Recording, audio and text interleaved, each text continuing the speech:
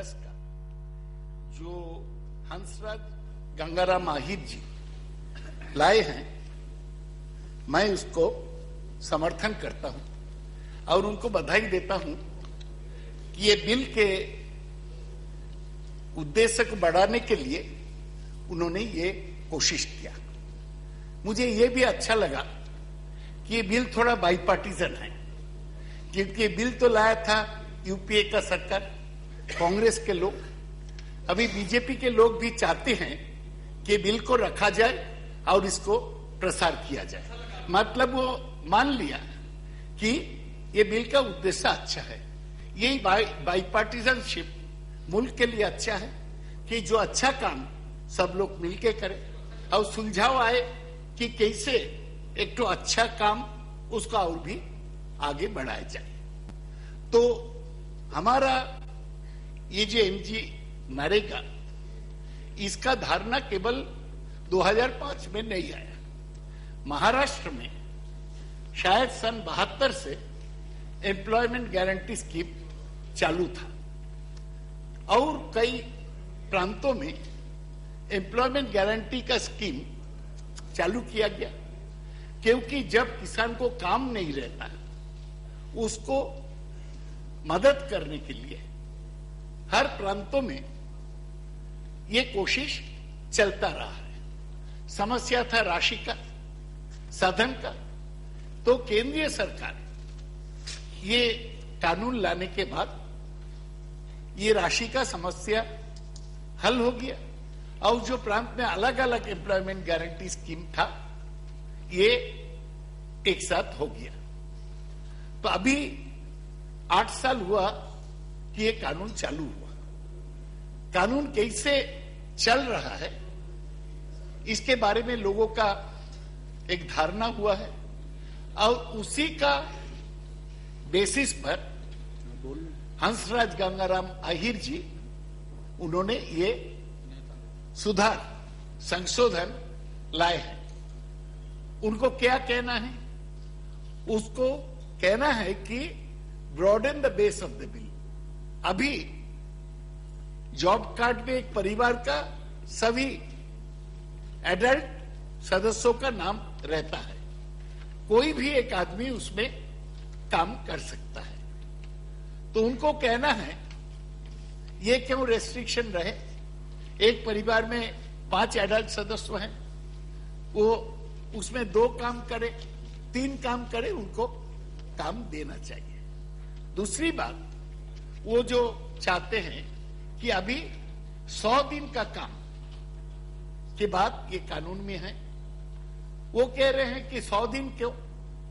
जितने working days है साल में 52 रविवार रहता है, 365 दिन दीजिए तो 300 आस्ते आस्ते होगा। पहले 100, उसके बाद 365 से आप 52 हटाइए, 313 दिन हो गया। वो कहते हैं कि ऑल वर्किंग डेज काम मिलना चाहिए। मजदूर का कहां? मतलब वो कहते हैं कि अगर कोई भी आदमी वो काम करने चाहते हैं कोई वर्किंग डे पर, उनको काम मिलना चाहिए, और काम ना मिले तो बिल में जो प्रावधान है कि उनको बेरोजगार भत्ता या अनएम्प्लॉयमेंट अलाउंस मिलना चाहिए। मैं तो नीतिगत रूप में इसको समर्थन करता हूं, लेकिन 2-4 सवाल है ये पूरा स्कीम के बारे में। ये स्कीम तो पॉलिटिकली एक गेम चेंजर था। ये कांग्रेस को, यूपीए 1 को बहुत लाभ पहुंचाया, क्योंकि एक स्कीम जो ग्रामीण क्षेत्र में सब लोगों का जिंदगी पर एक असर रखता है, कुछ सुधार भी हुआ है, तो ये अच्छा स्कीम है। मैं समझता हूं ये गरीबी विरोधी स्कीम है, इसको समर्थन होना चाहिए। लेकिन क्या हम देखते हैं ये स्कीम का 8 साल चलने के बाद? मैं बात कर रहा था लोगों से, मेघवाल जी बीकानेर के हैं, एक्सपीरियंस्ड आदमी है, आहिर जी महाराष्ट्र के हैं, चंद्रपुर जहां शेर निकलता है, एक्सपीरियंस्ड है। तो उनको एक्सपीरियंस, मैं भी अपना प्रांत पश्चिम बंगाल में देखता हूं, एक कि 100 दिन का काम आप कह रहे हैं, कोई प्रांत ऐसा नहीं है जहां एवरेज 100 दिन का काम हुआ है। हमारे बंगाल में आगे सरकार था, उसको एवरेज 12 दिन का काम हुआ करता था। हमारे सरकार आने के बाद अभी 33 दिन का काम हो रहा है। आशा करते हैं कि इस साल के अंदर 50 दिन काम होगा। तो हमें यह सोचना है कि सरकार देने के लिए तैयार है, तब भी 100 दिन का काम क्यों नहीं एवरेज में होता है। इस पर मंत्री जी का भावना या मिनिस्ट्री ऑफ रूरल डेवलपमेंट के भावना यह प्रकाश डालना चाहिए। दूसरी बात है कि यह स्कीम में क्या हो रहा है। एक ग्रुप बनता है, ग्रुप को कहता है कि तुमको ये टास्क देता हूं कि इतने क्यूबिक फीट मिट्टी खोदना है, उठाना है। तो देखा जाता है कि कोई ग्रुप पूरा नहीं कर पाते। 100 क्यूबिक फीट अगर है स्टैंडर्ड, तो लोग 40-50 क्यूबिक फीट पूरा करते, तो उसको पैसा भी वैसे घट जाता है। और क्या होता है कि उसमें जो थोड़ा दादा आदमी है, वो जाके कहते हैं, अरे हम नहीं करेंगे काम, हम तो ग्रुप में हैं, हमको भी भाग दे दो। कुछ लोग बिना काम करके भी पैसा लेते हैं। और ऑफिसर लोग बहुत खुश होते हैं ग्रामीण स्तर पर कि एक गरीब आदमी सर, उसको 25 रुपया मिल गया, बिना काम करके खुश हो गया। बाकी ऑफिसर लोग कागज पर कर दिया, तो बाकी ऑफिसर लोग को रह गया। तो इस पर जो मॉनिटरिंग होता है, ये मॉनिटरिंग अभी तक अच्छा नहीं है। तो इसमें क्या क्या कौन कौन काम हो सकता, एक तो है ग्रेवल का रास्ता बनाना, एक तो है तालाब खोदना, एक तो है पेड़ लगाना। ये कुछ कामें लिखा है। मैं कहता हूं कि ये लिस्ट नहीं बना के, it should be anything connected with rural development. It is for the local people, या पंचायत पर छोड़ दीजिए कि क्या काम वो कराते हैं। क्योंकि मैंने एक बार देखा, मैं एक ग्रामीण क्षेत्र से एमएलए था कुछ साल पहले, यहां आने के पहले। वहां हमारा एक तो नदी पूरा वाटर हायसिंथ से भरा हुआ था। तो हम चाहते थे कि मनरेगा से वो साफ कराया जाए, लेकिन डीएन साहब मुझे बताया ये तो हमारा लिस्ट में नहीं है, वाटर हायसिंथ हटाना। It may be A typical problem of one constituency. तो क्यों आप इस पर पाबंदी रखें। मैं चाहता हूं कि काम के जो लिस्ट है, ये और भी जनरलाइज फॉर्म में रखा जाए, स्पेसिफिक लिस्ट नहीं हो। जो पहले टारगेट था, हमारा पश्चिम बंगाल में सरकार आने के बाद हम टारगेट कम कर दिया, क्योंकि शायद 96 क्यूबिक फीट था, हम उसको घटा के 69 या 70 क्यूबिक फीट किया। क्योंकि राजस्थान के लोग हड्डा गड्ढा होते हैं और बंगाल के लोग साइज में छोटे होते हैं। हमारे मैनुअल काम में, आप तो पहलवान हैं सर। नहीं, आप तो पहलवान हैं सर। मैं तो अनटिपिकल हूं। बंगाल के जो किसान हैं, हम लोग थोड़ा अंडर नरिश्ड है हाइट में। ये जो उत्तर और उत्तर पश्चिम भारत के लोग हैं, इसका तो एरियन ब्लड ज्यादा है। हम लोग तो सर द्रविडियन और प्रोटो ऑस्ट्रोलॉइड का मिक्स है। तो हिंदुस्तान में बहुत सारे वैरायटी है। सभी जगह आप एक तरह का काम नहीं दे सकते। जैसे सर आप जहां खूंटी से है, हमारे वहां जो आदिवासी भाई है, वो हड्डा गड्ढा है, स्पोर्ट्स में सबसे अच्छे हैं। उसको साथ हम लोग तो नहीं सकेंगे। हॉकी में इसलिए आपका वहां लड़का लड़की सब अच्छा करता है। तो इसको थोड़ा फ्लेक्सिबिलिटी होना चाहिए और इसके बारे में स्कीम को थोड़ा फ्लेक्सिबिलिटी लाना है, ये मेरा ख्याल है सर। और एक चीज, ये मनरेगा में एक सवाल होता है, मैं तो सर जो क्षेत्र में से आता हूं, हमारा खास करके शहरी औद्योगिक क्षेत्र है, हमारी वो काफी जूट मिल है। अब छोटा सा कुछ गांव है, वो कम है, ज्यादा इंडस्ट्रियल एरिया है। हमारे वो जो चटकल है, चटकल के जो मजदूर वो सब बिहार और उत्तर प्रदेश का गांव से आते हैं। बंगाली लेबर चटकल का जो लेबोरियस काम नहीं कर पाते, तो ट्रेडिशनली चटकल के 80% लोग मजदूर बिहार और यूपी के होते हैं। अभी इस समय चटकल के मालिक मैनेजर से मुलाकात होने से बोलता है कि मजदूर नहीं मिलता है, चटकल में वेज बढ़ाना चाहिए, क्योंकि मनरेगा के कारण कोई आना नहीं चाहते हैं। तो ये देखना है कि मनरेगा लोग को आलसी, लेजी न कर दे। वो सोचते कि अपना गांव में रह के इतना मिल जाता तो क्यों हम कलकत्ता जाके जूट मिल में हार्डवर्क करेगा। ये भी एक चिंता दूसरी तरह से आता है। हमारे पूरा जो अर्थ सामाजिक सोशियो इकोनॉमिक जो पूरा सिचुएशन से मनरेगा को एक फ्रेश असेसमेंट करने का मेरे ख्याल में जरूरत हुआ है। और जो चीज देखना है कि हमारे गांव में इंफ्रास्ट्रक्चर का बहुत काम करना बाकी है। लेकिन मैं जितना दिन तक देखता हूं, जब फूड फॉर वर्क था, उसके बाद संपूर्ण ग्राम समृद्धि योजना था, मनरेगा आया, इससे परमानेंट एसेट तैयार नहीं होता। एक तो बैलेंस होना चाहिए। अभी बता रहे थे मेघवाल जी कि 60% वेज कॉस्ट, 40% मटेरियल कॉस्ट। लेकिन हम कोई असेसमेंट किया है कि कितना परमानेंट एसेट मनरेगा से बना है, या ऐसा ही लोगों को पैसा दिया गया?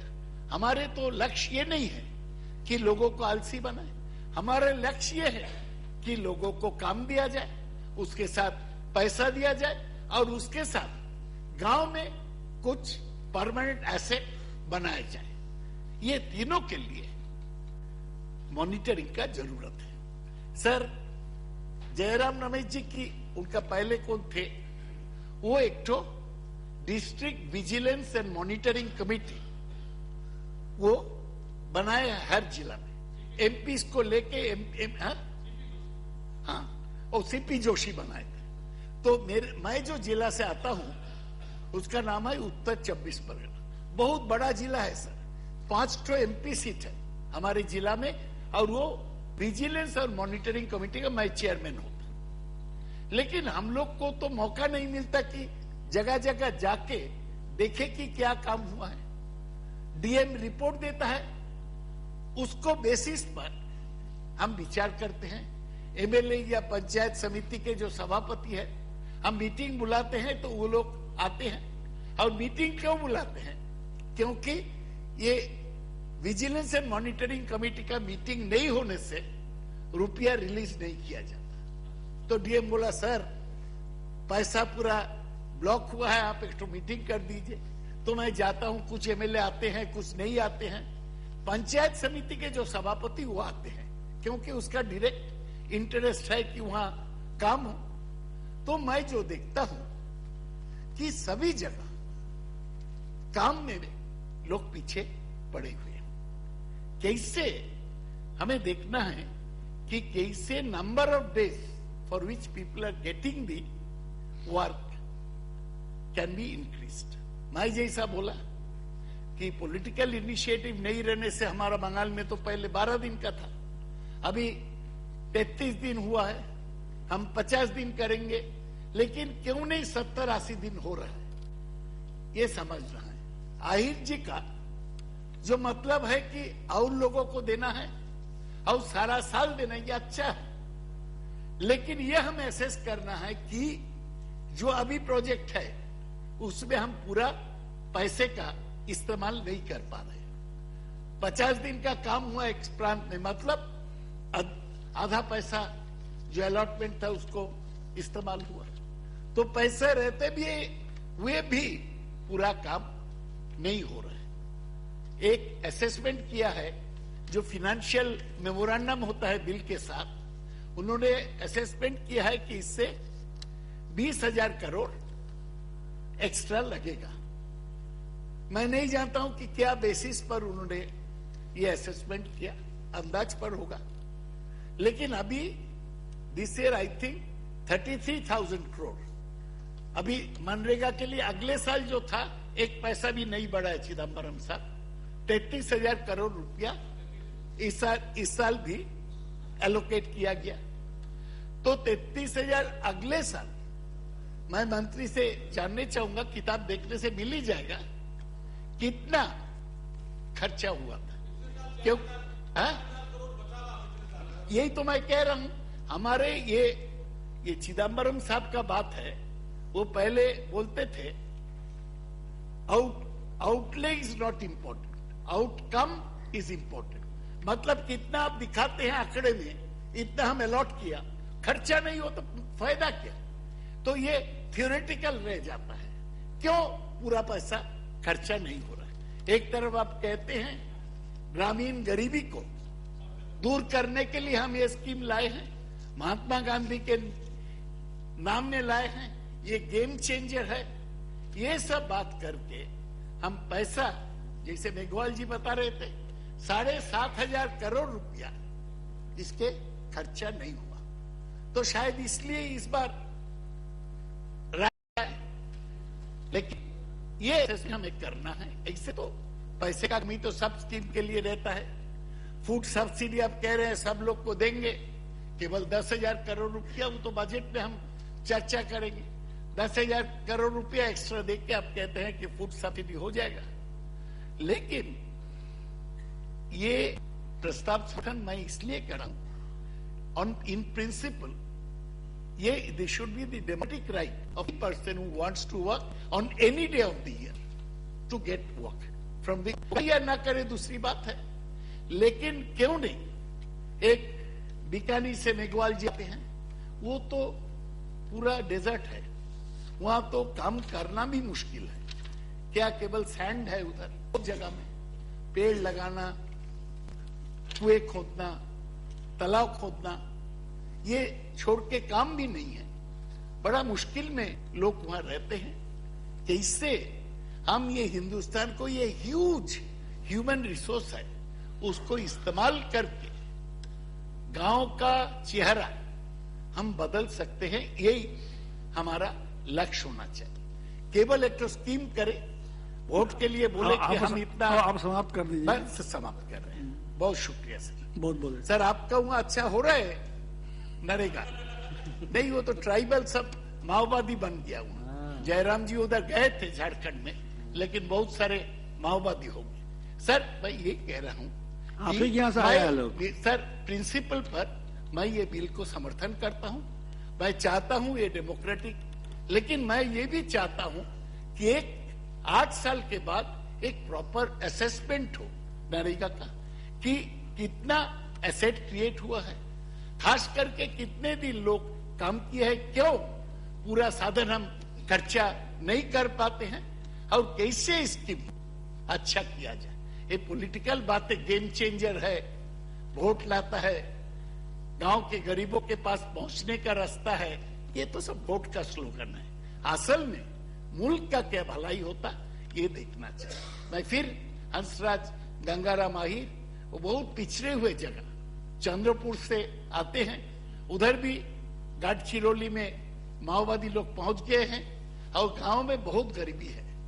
तो वो समझते हैं कि गरीबी का समस्या क्या है। महाराष्ट्र में दूसरे जगह अच्छा है, लेकिन विदर्भ का उस इलाका बहुत ही पिछड़े हुए हैं। हम ये हिंदुस्तान को बदलने चाहते हैं, तो कैसे ये कानून का मदद से हम यूनिवर्सलाइज कर सके, ये नरेगा का कानून ये सोचता है। इस बात के साथ मैं सर अपना वक्तव्य समाप्त